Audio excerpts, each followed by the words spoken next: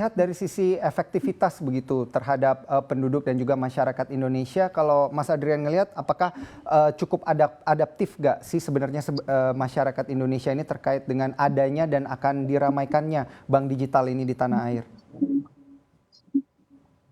Ya, saya pikir ini bukan hal yang mudah, tapi paling tidak infrastrukturnya sudah ada. Kita tahu bahwa penetrasi telekomunikasi kita juga sudah cukup banyak ya, cukup besar ya, cukup tinggi artinya ke segmen-segmen masyarakat yang bahkan mungkin di daerah-daerah gitu.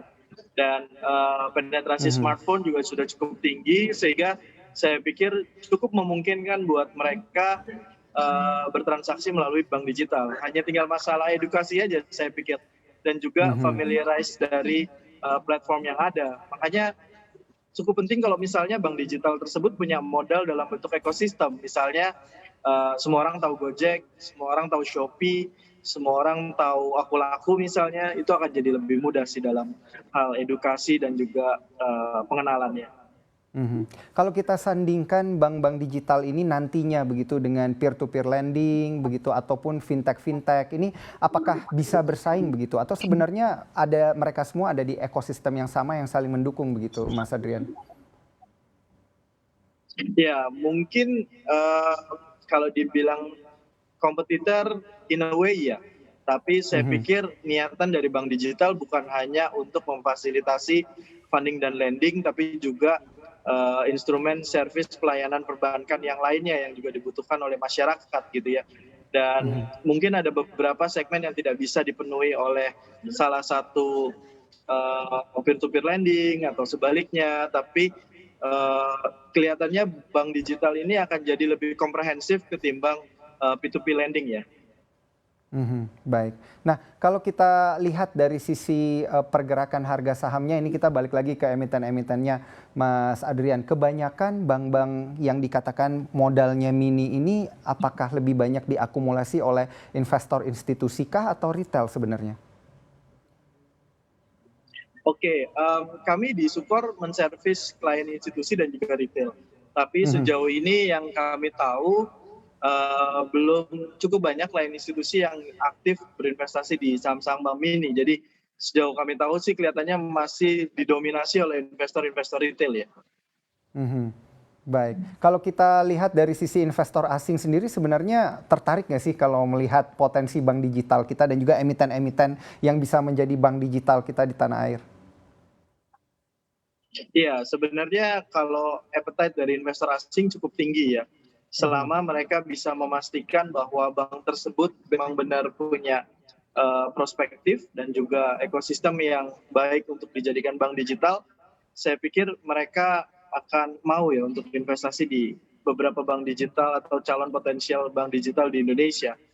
Mhm. Ini kita lihat juga dari Antimo atau uh, presiden dari IPO and Financial waktu itu yang Mhm. cukup cukup ramai ya, diminati sangat banyak sekali oleh investor institusi baik asing maupun dari Cina sendiri gitu. Jadi saya pikir cukup prospektif lah untuk menarik juga untuk investor asing sih. Mhm, baik. Nah, ini kita beralih ke pertanyaan yang ketiga dari sobat cuan kita melalui sosial media @yesaskar. Bagusnya dalam portofolio ada berapa saham bank mini ya buat investasi jangka panjang. Nah, ini horizonnya berarti lebih panjang lagi beneran buat investasi. Seperti apa nih, Mas Adrian? Oke, kalau kita bicara teori portfolio Mhm. maksimal memang harusnya 10% gitu ya. Atau Mhm. mungkin kalau memang kita pengen investasi di jenis atau saham-saham yang jenisnya lebih banyak lagi mungkin maksimal 5%. Tapi juga harus disesuaikan terhadap likuiditas Mhm. yang ada gitu. Kalau misalnya eh, modal kita cukup besar dan kita mengalokasikan cukup besar ke saham bank mini, takutnya nanti ketika kita ada kebutuhan untuk melakukan transaksi jual, likuiditas dari saham-saham bank mini ini tidak ada, sehingga membuat kita Mhm. terpaksa harus menjual di harga yang tidak terlalu baik gitu. Jadi itu juga harus diperhatikan. Dan kalau memang Mhm. belum proven likuiditasnya, saya pikir mungkin maksimal 5% sampai 10% dari di portfolio kita sih.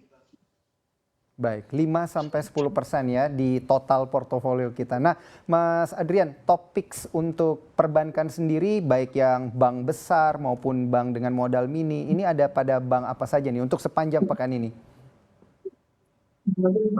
Oke, kalau kita bicara soal bank digital, kami dari Sukor Sekuritas suka dengan Bank Niaga dan Bank BCA ya, jadi BNGA dan BBCA. Karena memang sebenarnya kedua bank ini sudah punya platform digital yang sudah established, yang sudah mature dan sudah proven, dan sudah cukup lama juga mereka launching gitu ya. Dan saya pikir juga ketimbang harus berspekulasi terhadap bank-bank kecil yang berpotensi menjadi bank digital, mungkin kita bisa lihat dua bank besar ini yang memang sudah proven platform Jangan digitalnya. lupa untuk install aplikasi CNBC Indonesia di App Store dan juga di Play Store untuk terus mengikuti informasi dan berita terkini terkait ekonomi dan juga bisnis.